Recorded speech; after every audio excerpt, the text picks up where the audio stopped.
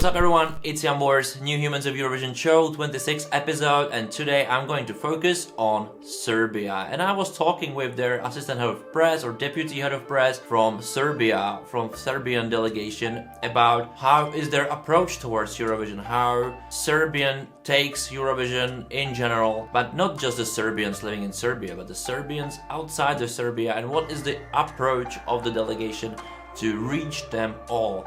And many more things. So please welcome Srđan Mladenović.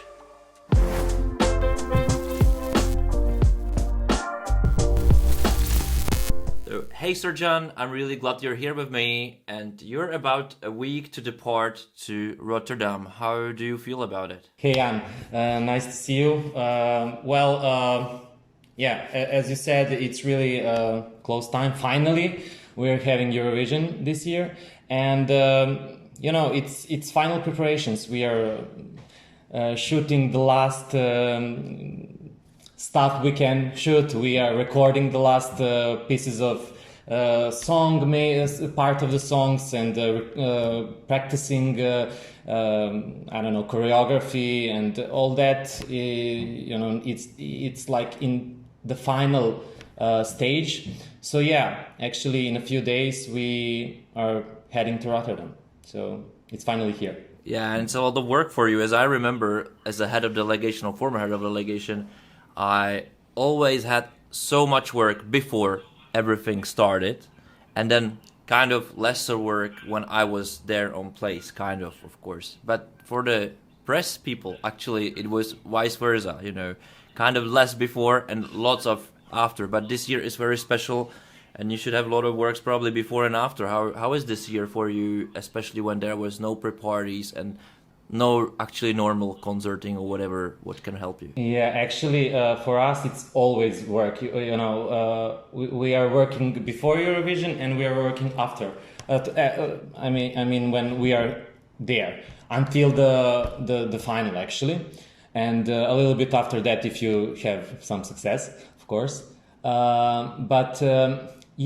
This year is definitely different from the others, but I think that we managed to find some ways to actually present our representatives, every press delegation from Eurovision. So we switched to, like you and me, switched to Zoom, switched to internet, switched to social media, and I don't know. I think that it's went well actually. Eurovision is also their team is also helping us a lot with that. With creating a content, to creating different versions of the song, creating some little films, clips, videos about artists, about their lives, their song, meaning of the song, maybe performance and stuff like that. So yeah, it's like. Really hard work, and it's like several months of work, not only that few weeks. Yeah, for sure. Can you tell me more about this cooperation with Eurovision TV? As I know how it works, but probably the viewers doesn't really know how this content is made or how demanding it is for you. So can you share it with me? Yeah, actually, this year is a little bit different than previous years, but actually. I think that from their perspective, Eurovision thought that every participant needs to have their own space on their channel, like YouTube channel or other social media channels that we are, watching every day, all day. So we have some, demands, but you can do some stuff, and you of course. It's not needable, but it's good for you to do that stuff. So if you can see in the past days and past weeks, for example, a lot of countries made acoustic version, for example, for their song. Even if some songs is maybe already acoustic in some way, but that was, for example, one of the demands of Eurovision to record some other versions of the song, to record the home versions of the song, to record how you practice, how to go into gym, how to eat, or I don't know, take your dog to a walk or something like that. You know, just they wanted to.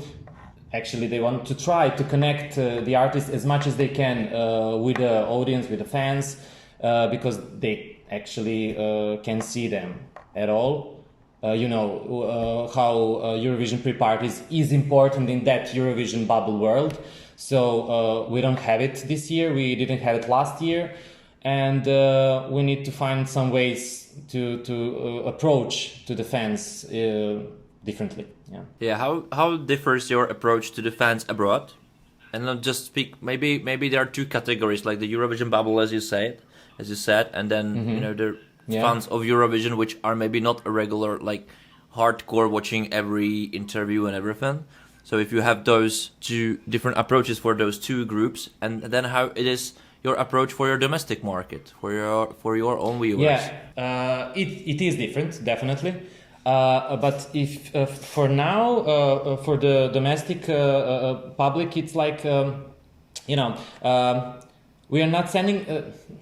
We are sending the same message, but it's not the same way, because you know, in our domestic field, journalists want to know a little bit more details about the in this situation, the hurricane, this year's representatives, and they want to, you know, maybe find some I don't know, dirty informations everywhere they can.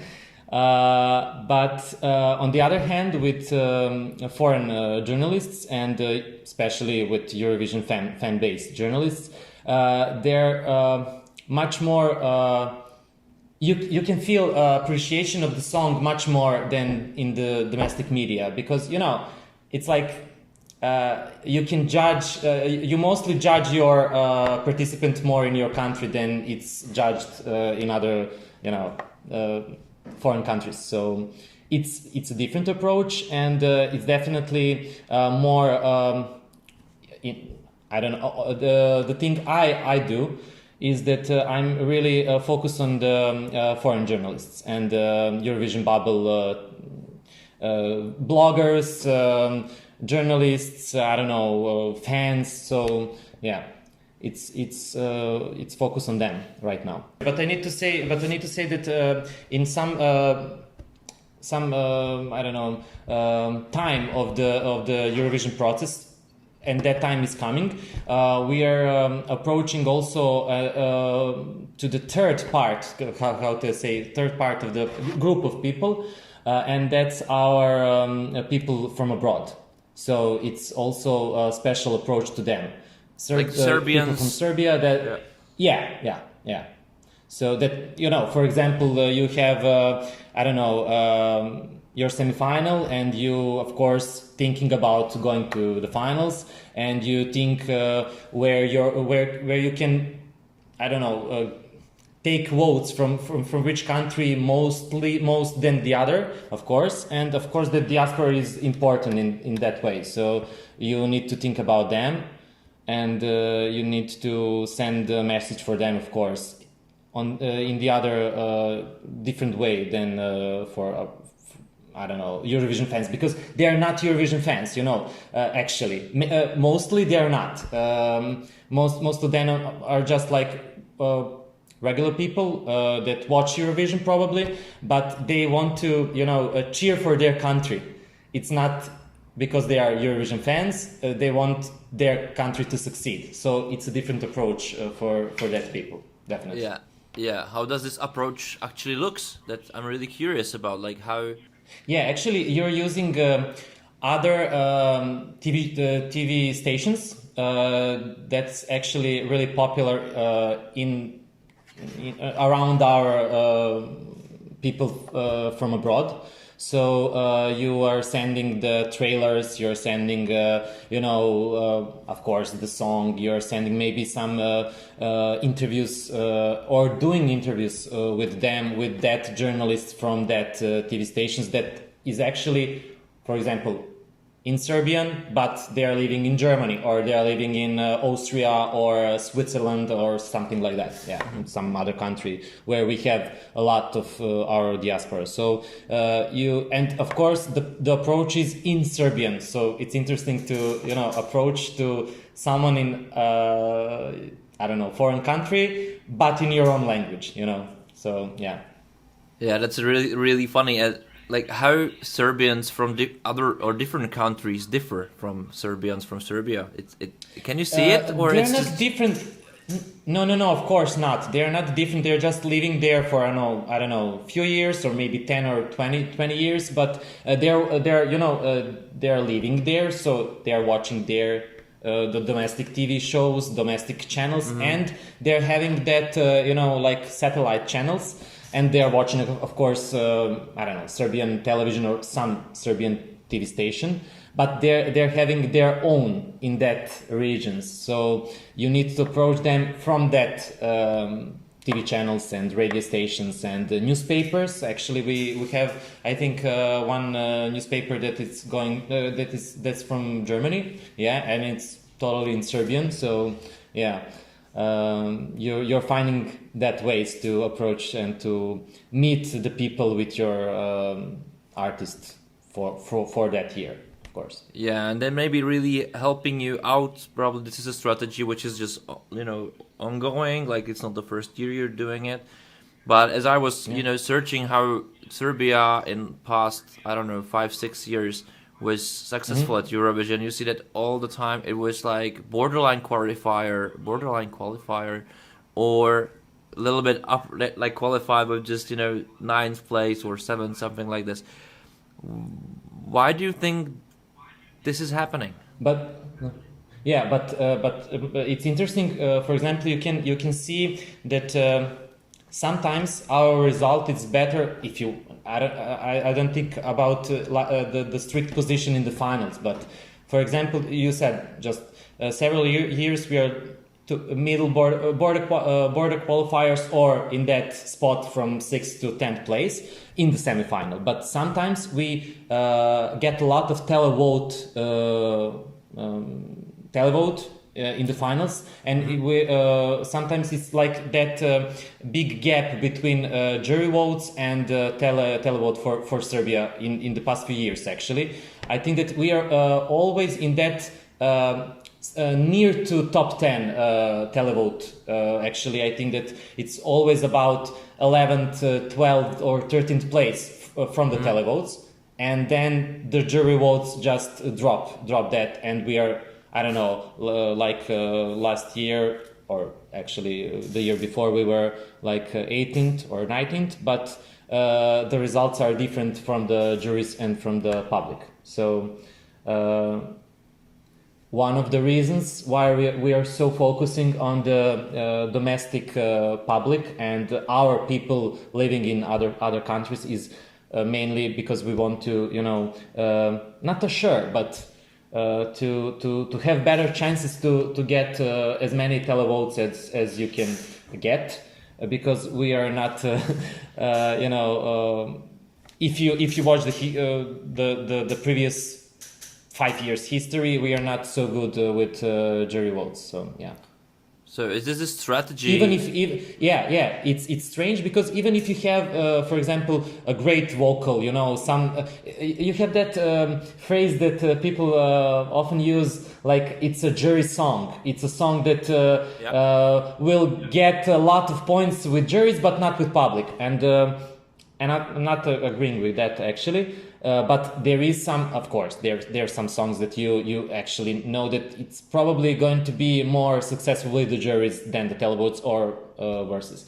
So I wanted to say that actually we had some kind of that songs. We had, for example, Nevena Božović with her great voice, one of the greatest voices that year in Eurovision stage, great performance, and actually she got much more points from the televotes than from the jury.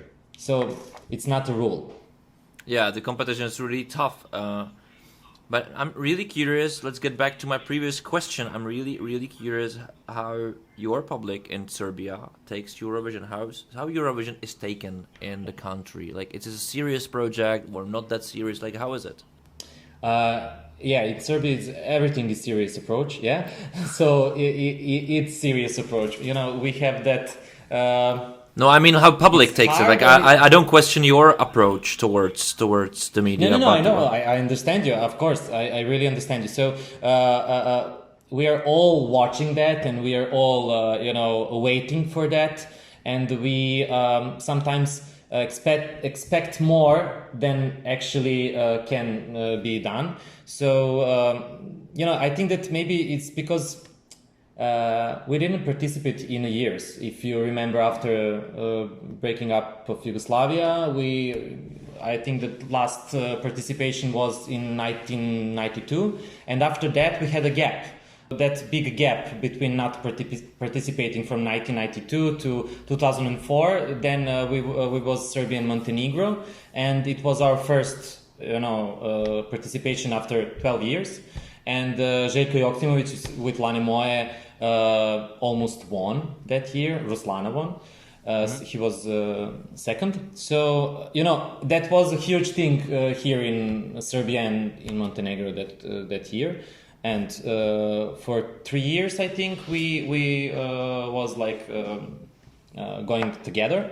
And the first time after 3 years after Željko and after that success, we actually had Marija Šerifović and the first win for Serbia as an independent country. So, and the first time participating. So I think that the board just went up so high. And the expectations was we need to win every second or third year, or at least we need to be in that top position. And in some years we actually succeeded that. We had some great results, mostly top 10 results. But the previous years was not so great in that perspective. So I think that the public actually always expects like a top 10 or top 5 result or even a win. And you have always that comments like when you release the song or the artist or someone win Beovizija, it's always like, oh no, we're gonna be last. Oh no, we're not gonna be in the finals. So and people actually really expect every year to go there, and not just only to be in the finals, then to make some result. Yeah. Yeah. So it's a little bit of pressure, of course, always, but you need to try to do your best to achieve that. And if we achieve that, great. If we are not achieve that, we will try another year. Yeah. Yeah. I always see that there's the competition behind the competition, which is nowadays the social media content as well. How do you think this year is? As I see, kind of, and just don't know how are you doing in the domestic country. But my perception of that this year, I expected more from each country, like more content, especially when there's nothing else to do, kind of, than such content. How do you see that the social media taken this, need for content as well? Because in 2007, when we won for the first time as a Serbia, it was very different contest than it's nowadays. Yeah, and you didn't have a jury these days. You have only televotes, and of course it's not the same Eurovision now in production, in every other approach. So actually I'm not sure that we don't have so many content this year. I think that we have a lot of content, and you not like Serbia. I'm talking about Eurovision at all. So for example, you can see that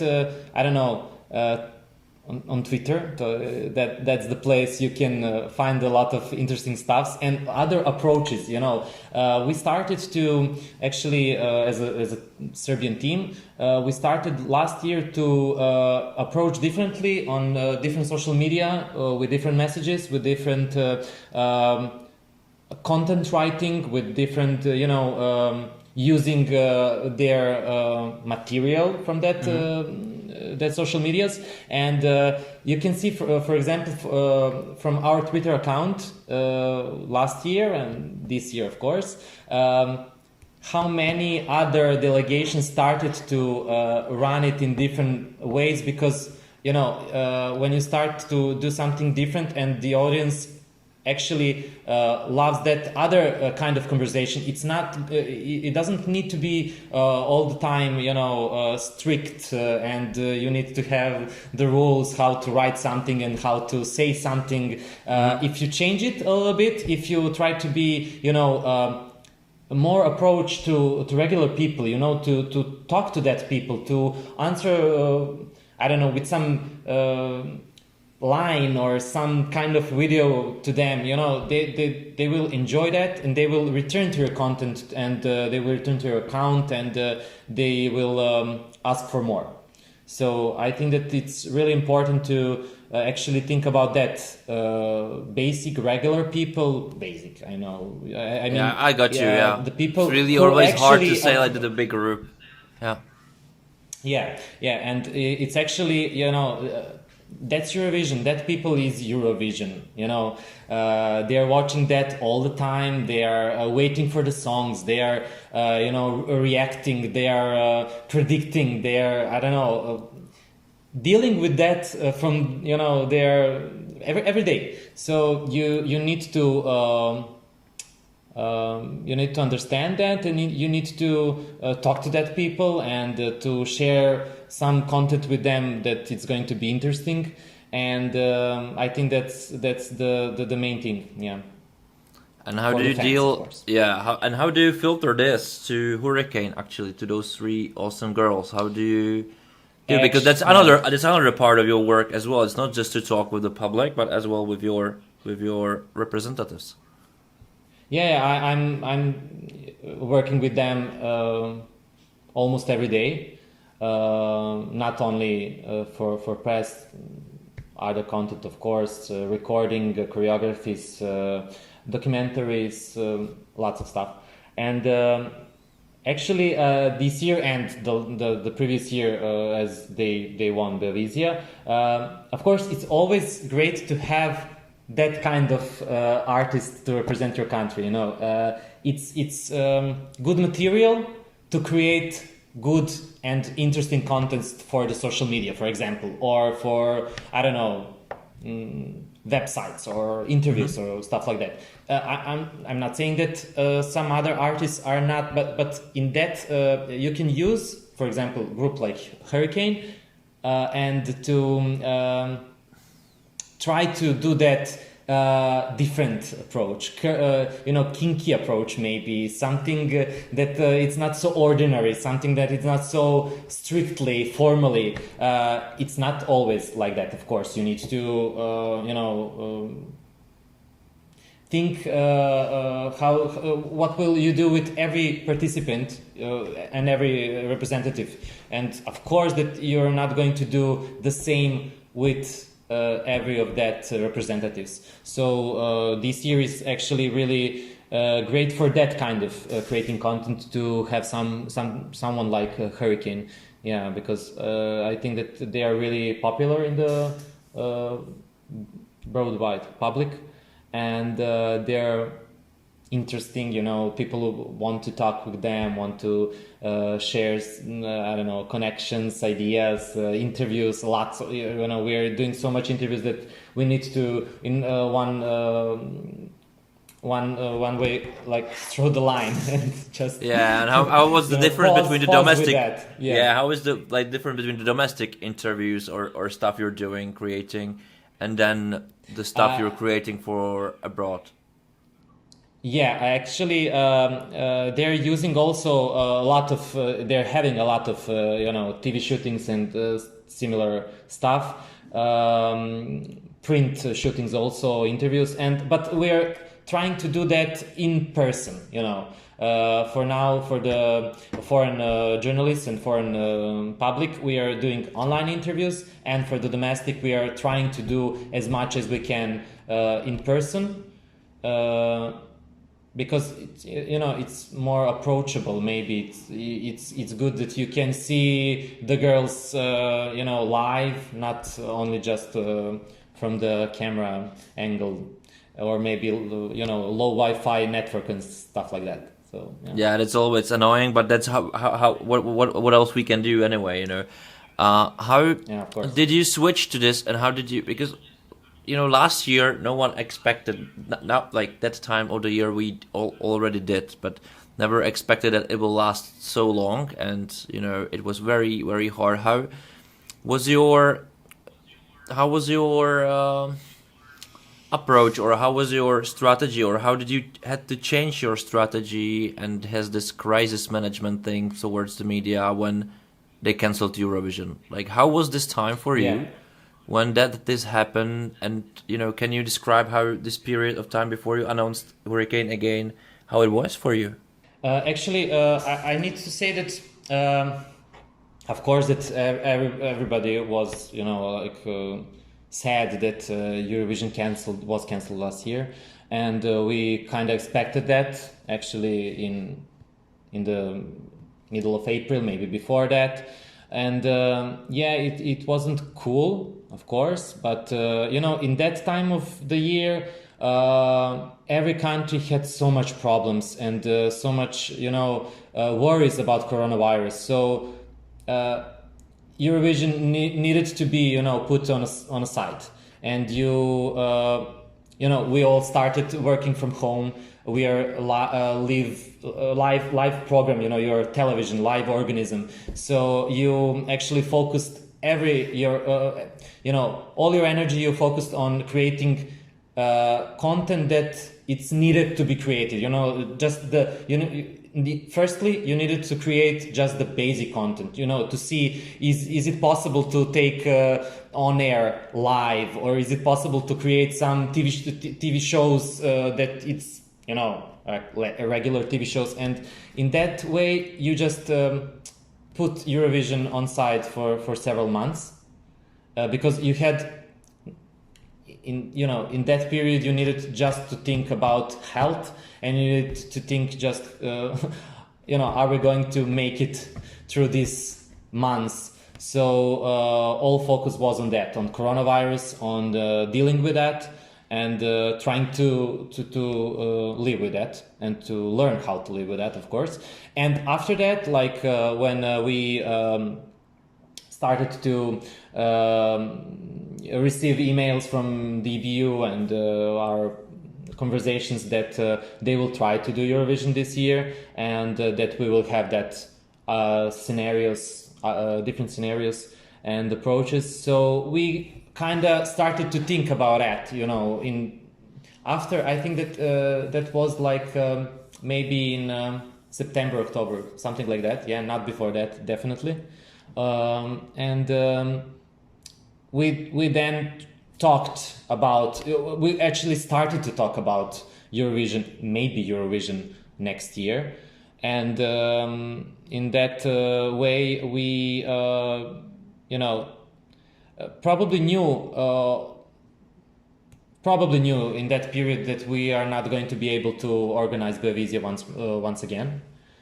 And on the other hand, we thought about Hurricane won Beovizia that year, and maybe it's not fair for them to choose another artist, and we had that two stuffs to think about. That in one hand you had really hard position to organize Beovizia, and on the other hand you had Hurricane, they won last year, and actually that year.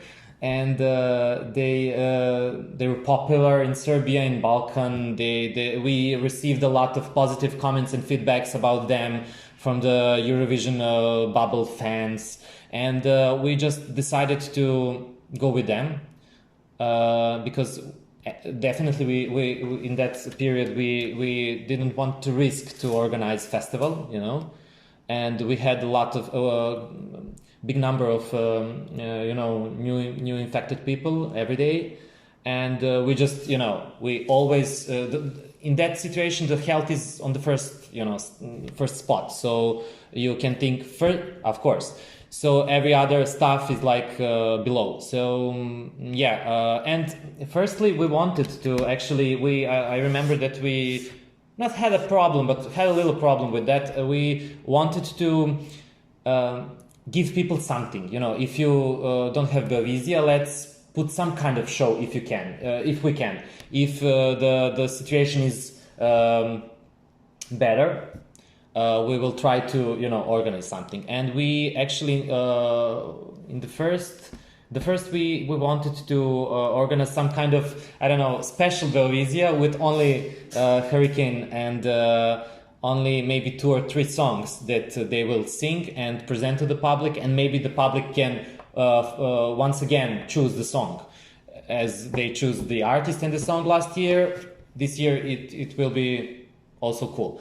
But as the time goes by, we just realize that it's not possible. You know, we cannot risk to organize even that in the studio without audience. You know, it was a mess in that period, also still with Corona. So we just decided to go totally internal and to pick one good quality song for them, and that we, you know, focus only on that song, not to spread our energy on 3 songs maybe, and then you know what to do with the other 2, and maybe you split your energy and focused on every song, and maybe that time you may use for that one just to be the, you know, the strong one. Yeah, I always say that this kind of thing, that you have 3 songs and 1 artist and let public or whoever to choose, it just splits as well the funds on 3 sides, which you don't as well need.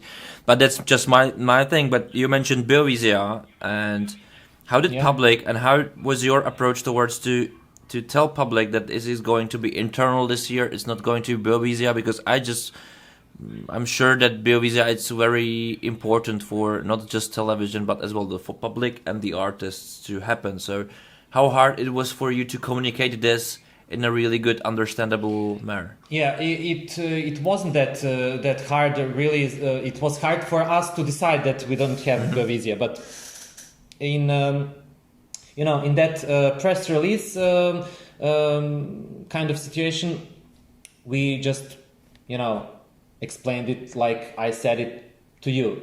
We are not okay. So is there any pressure from the artists to, you know, were there any pressures for the artists, like, oh, we want to compete as well, like we don't want to waste a year?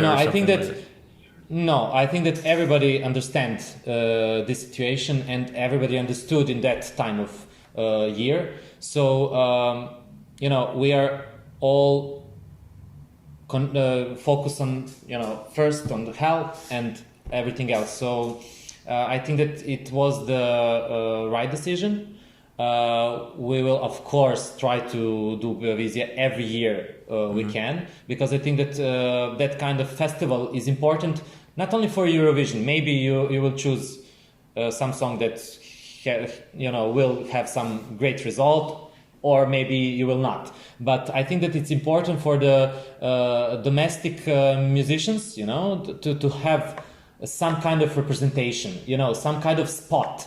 You need to, especially, you know, in Serbia, it's that kind of music is not so popular anymore. You know, you have more, we're more approaching to some other genres of music, and it's important to have that spot on the national television with great ratings, you know, because our television is the most watched in Serbia, and it's like that shows like Belvisia, it's always like 1.5 million, 2 million people watching. So it's important to give a chance to musicians to represent themselves to try to go to Eurovision. Maybe some of them think that they will not win, but it's important to show that we have some, you know, musician scene, and that we have a space for that people to you know, play and sing for one night or 2 nights if you have semifinals and finals. So yeah.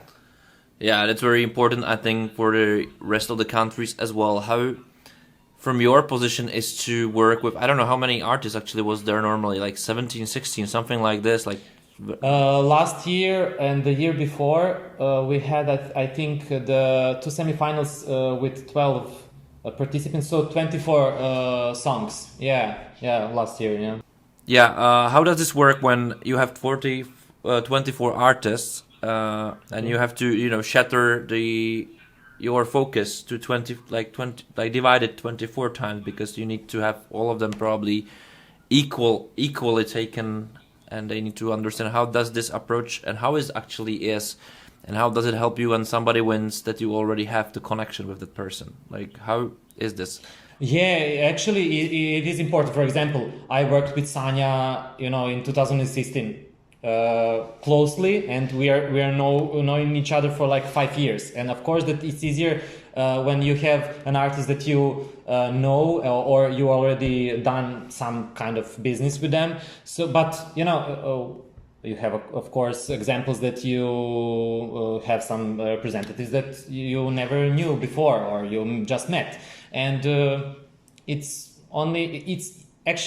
important to have that good connection, because if you don't have connection with your representative, you will fail to, you know, I think, create good content and good audience. I don't know, thumbs up. Like, you know, I think that it's really important. Yeah, you know it, of course. Yeah, what was your worst experience with the artist? Like, you don't need to name the artist, but like, what was it? Yeah, I had, of course, but it wasn't like the worst experience. You know, we are small countries, and we actually we know each other, especially if you are in that industry of television and filming and music, of course.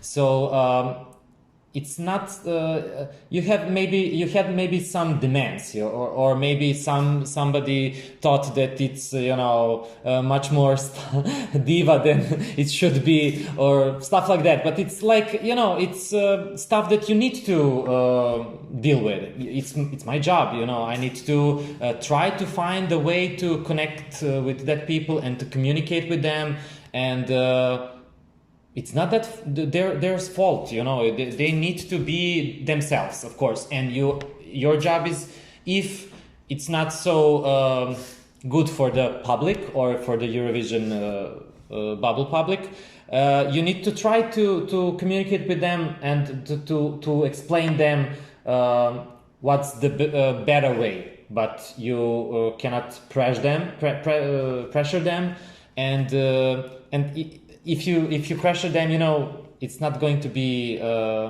good. It's going to be fake.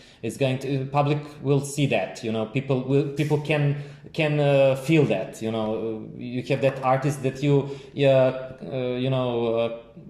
meet, and you in that time you know that people are, you know, ready for Eurovision, ready for journalists. If it's even possible, you know, how actually Sanja, that she already had the experience of Eurovision, helped the other 2 girls with what Eurovision is, because I always found really hard to share the experience about Eurovision to the person who doesn't understand what it actually is and how huge it can be. How does can you help it as well? How can I help them? How can you help them as well? Yeah, you too, but as well, how Sanja experience helped. Yeah, Sanja's experience definitely helped them, but Ksenia also went to Eurovision. She was representing Montenegro with her father in 2015. So as a backing vocalist, but she had that experience. She could feel the audience. She could see the journalists, the interviews and stuff, and even just listened us and them. And unfortunately, it's not the same Eurovision the two other girls experienced. Because you don't have that crowd, you don't have pre-Eurovision promotion tours, you don't have interviews live. You will not have that also in Rotterdam in really small doses. So I think that for Ivana, it's hard to imagine all that Eurovision we all know about. It's not this Eurovision will not be the same as we remember, like from 2019 and previous years. So, but you just explain them what the job is, and you try to explain them that they need to actually, even if it's sometimes you feel that energy, that it's hard, that they, I don't know. They need they have a lack of energy, but you need to talk to them and to explain that they actually need to enjoy in that process, because it's mostly one in a lifetime process. That's I think they're used to as well for the pressure in Serbia. Like, how actually is the Serbian music market, and actually how Serbian music market is taken by the other ex-Yugoslavian countries? Like, is there a rivalry, or it's more like connected? How is it? Yeah, I think that in this period is a lot of collaboration, connections, and really regional music. If we are talking about popular music these days, so it's some kind of, I don't know how to explain that. Maybe some kind of Balkan pop, folk, trap. I don't know. Really, it's a mixture of everything, and it's an era of I don't know how to. It's an era of some producers that are doing the songs for many artists, and of course you mainly you can hear the same songs all the way, but in other way they're popular and they have like several million views in I don't know, few days and stuff like that. So yeah, it's different than it was like a few years ago, but actually, if we are going to be totally honest, this song, our this year's song for Serbia, it's some kind of not that way, but you have a bit of Balkan sound. You have that I don't know how the ethnicity explained, some folk vibe from that song, even if it's a pop bop. We say that in Eurovision circles, but you have that elements that it's a mixture of folk and pop, and some I read some comments that they are reminding the hurricane reminds lots of people on K-pop, and actually we think that this is like B-pop, Balkan pop, something like that. It's not the regular pop you can. It's not the regular pop you can hear in other countries than the Balkan region. Yeah. Yeah. Now, actually, that's really like out of curiosity that you mostly send, and I think that's a thing which Balkanese countries do in general, kind of, that they send songs in their native languages. Do you think that approach has nowadays a chance at Eurovision, like in general? Yeah, I'm not sure that it has a chance anymore. We tried that and we won, of course, but as we said before, it's not the same Eurovision.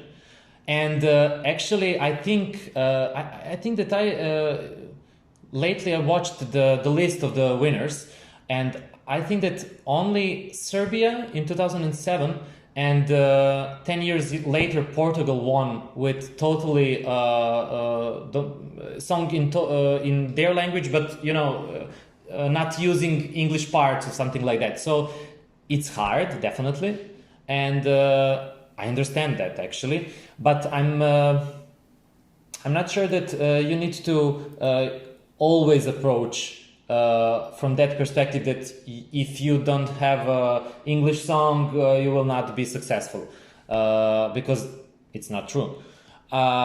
But it's definitely harder to win with a non-English speaking song.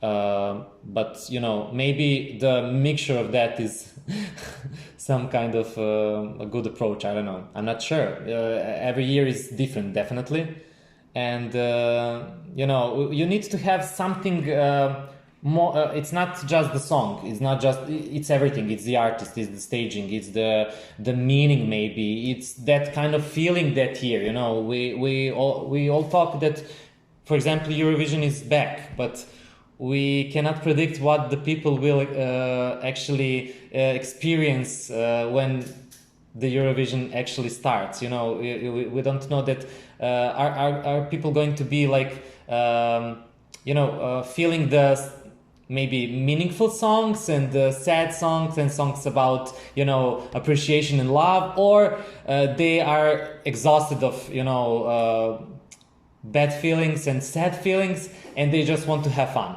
So this year is really, I don't know, I think that it's really unexpected year. So we cannot predict anything. I think that, and that we will see actually that only in, you know, 22nd of May. So not before that, definitely. Taking Eurovision nowadays in the way like 2021 edition. Are you doing like any special programs for them to hear all those songs before the contest or something which really helps them? Actually, no. If you mean on other Eurovision songs and that we like approach to Eurovision Song Contest like the content, like the whole contest. Sorry, unfortunately not. No, we are only talking about our representative. And we are having some, you know, maybe collaborations with some other countries, but Eurovision as a whole, as like you have some TV show that will represent all the countries, unfortunately not. Yeah. So what's your last steps before the travel to Rotterdam? What do you need to do before you go there, and what you're expecting that you're going to be doing there when you're going to be there? That's yeah. We need to pack ourselves for 2 weeks, and we need to do some more TV shootings. Actually, like, I don't know how to say, like goodbye, you know, have a luck TV shootings, yeah. And after that, we are just going to Rotterdam and be there. You probably heard everything about that. That it's going to be really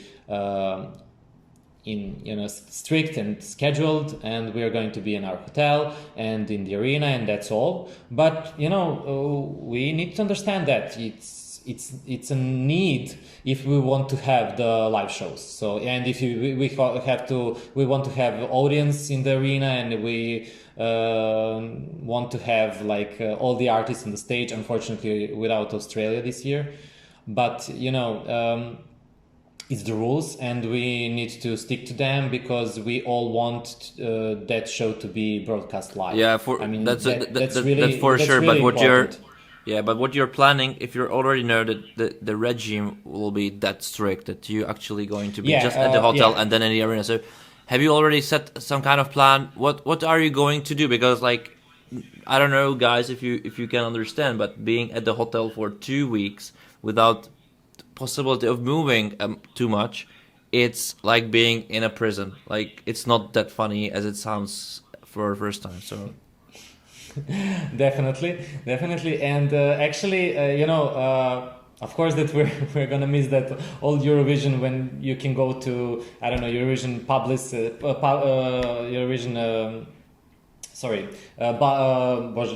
How does it say? Eurovision Village, yeah, and other parties, and you know, to talk to people, other delegation, other representatives. We will not be able to do that, but I think that we are going to focus maybe it's, you know, if we can take some other some good stuff from that present Eurovision, maybe it's that we can now finally focus really on the performance, because even if it's really interesting to, you know, have all that parties, interviews, live, village singing and stuff like similar stuffs, it can exhaust your artist, you know, a lot.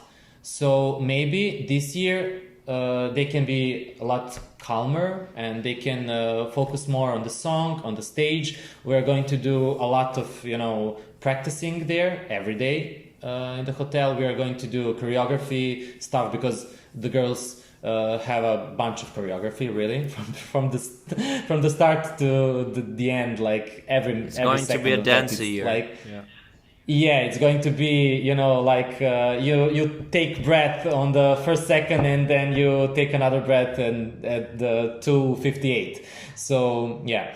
And because of that, you know, we are going to try to lift the energy for the girls, and we're going to do some online interviews, and we are going to do rehearsals as it was like every year before. And I think that it's the main thing. We are going to focus better if we are, you know, in the hotel, in the arena. So the main thing is focus on the song, focus on the performance, on the vocals, and to rest a lot, and then go to the stage. Yeah, of course. Yeah, so Srdjan, I really wish you best of luck, that you will stay safe as well and enjoy it as much as possible. Like, thank you for your time and thank you for this great interview. Thank you. Thank you for having me. Thank you.